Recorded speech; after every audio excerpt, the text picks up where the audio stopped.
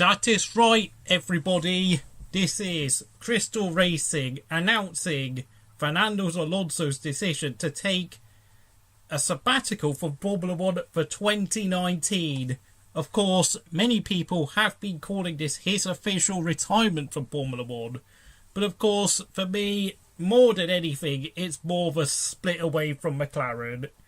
Fernando Alonso has not kept quiet about his frustration and his anger at his lack of competitive machinery over the past 4 seasons, ever since he left Scuderia Ferrari after having bemoaned a lack of outright championship winning machinery he had at the Reds at Maranello for 2010 until 2014.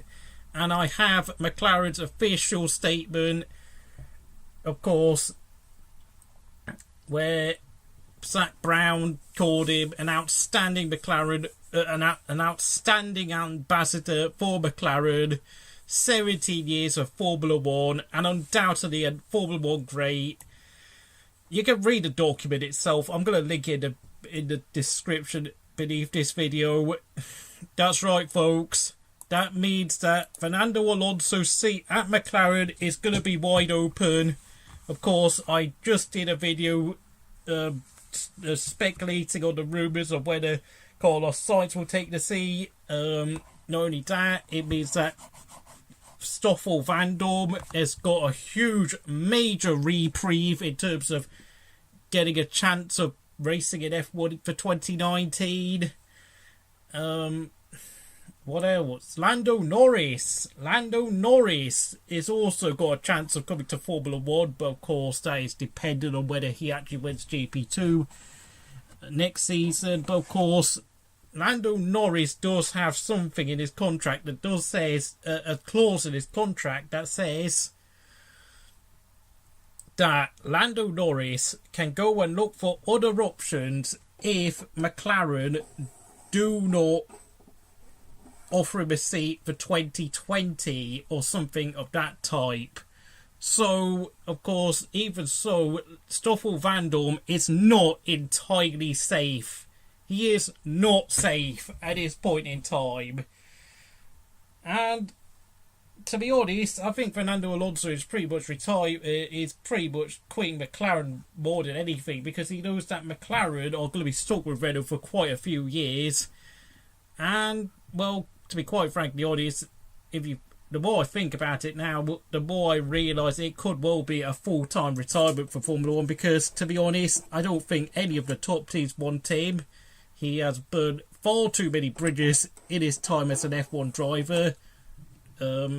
Ferrari and Mercedes are definitely not particularly keen on him due to his past dramas and his age of 37.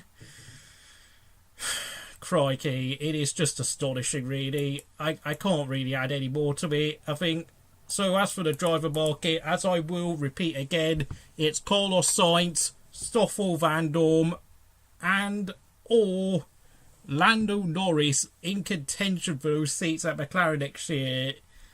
Maybe, perhaps, there could be an outside contender like Kimi Raikkonen, although I personally hope that Kimi Raikkonen doesn't go to McLaren, because, well, quite frankly, he'd be better off retiring doing that, or he'd be better off going to Sauber in that case. But, you know, a lot of strange things do happen in Formula 1.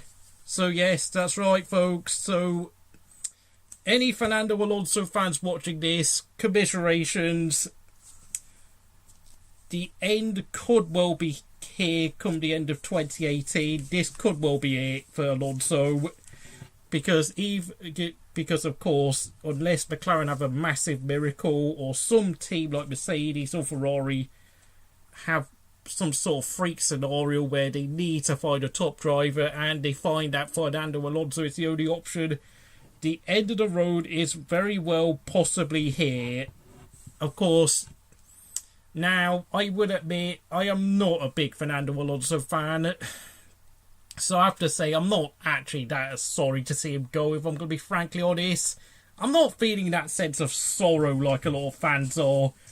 Because for me, I have had for me, I've always had quite a bit of animosity towards the Spaniard. His feisty, temperamental nature has always sort of wound my neck in quite a lot.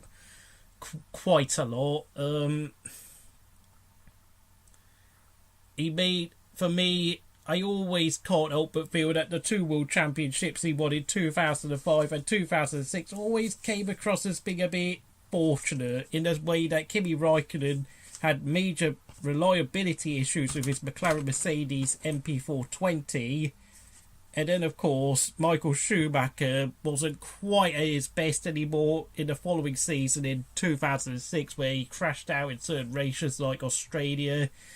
And then, of course, he had that controversial weekend in Monaco where he was sent to the back of the grid for parking his car up in qualifying in a deliberate attempt to slow down Fernando Alonso's lap by, of course, getting the yellow flags out. And then, of course, there was that engine failure in Japan which saw the German practically all but on the verge of pretty much losing the World Championships, despite the fact that obviously having entered it because of the fact, of course, well, what happened was that Michael Schumacher and Fernando Alonso were on equal points going into the 2006 Japanese Grand Prix, but of course that engine failure left Schumacher 10 points behind and needing a win for himself and a retirement for Alonso as the only way of winning it.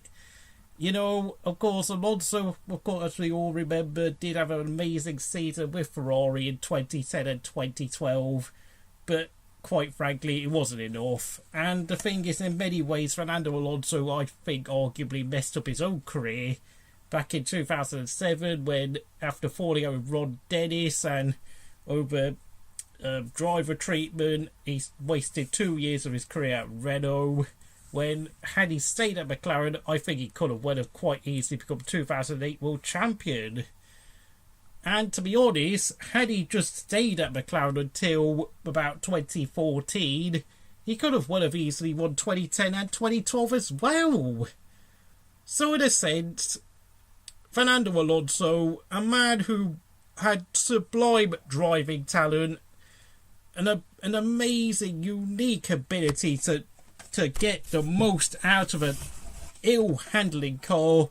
But of course, for me, part of the issues that often came on the technical side was that he did have a habit of wanting his chassis to be built in a stiff manner which would allow him to sail the car with very stiff suspension, a lot of understeer, which for me never really, which could have, I think, actually did impede a lot of the car's development, and as a result left him with inferior machinery. Of course, with what's happened at McLaren, it's not his fault, if I'm going to be honest, because to be honest, it's really more the fault of McLaren and Honda for providing such poor engines and such poor chassis towards him.